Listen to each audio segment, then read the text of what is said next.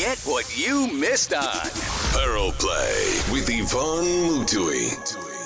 When it comes to treating others and how we honor and respect one another, I don't know if you've noticed this, but we tend to treat quote unquote important people differently from how we treat one another. And even though it comes to us so naturally, it's not how it's supposed to be. If the next person to you, if they were a billionaire, how would you treat them? If the next person to you was, Oprah Winfrey or whoever, how would you treat them? Differently, right?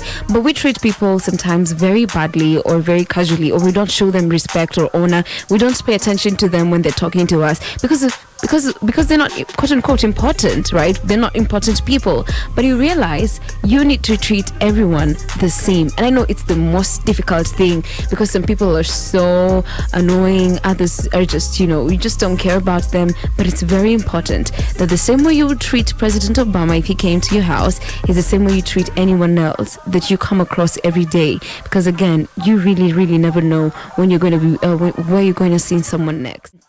It's very important, as I was saying earlier, to see people not as you think they are, but as God sees them. Now, there's a book in the Bible. I don't know if you've ever read it. It's called Philemon or Philemon. Apparently, it's supposed to be pronounced as Philemon, but most of us grew up knowing that it's Philemon. Now, if you read the book of Philemon, it's quite an interesting one. So let me just tell you that story.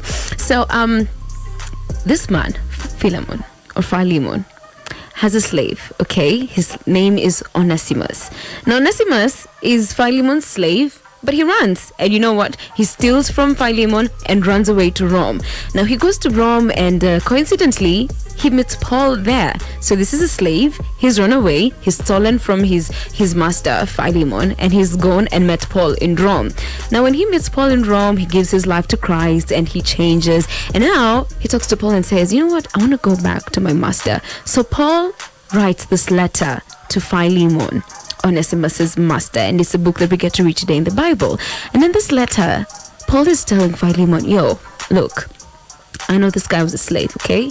He was a slave. He stole from you. You're probably really angry, but I want him to come back. He's coming back because I don't want to keep him. I don't want to keep him for myself, for him to help me. I want him to come back to you because he belonged to you before.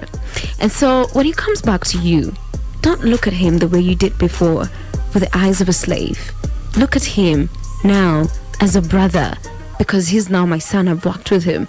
He's given his life to Christ. He's not the same. So don't look at him now with the eyes that you did before, the eyes of a slave. Look at him now as your brother. And I think that is the most interesting story I've read in the Bible, to be able to look at someone who to you might be a slave, but to see them as God's masterpiece. Yvonne Mutui on Pearl Play. Weekdays from 10 a.m.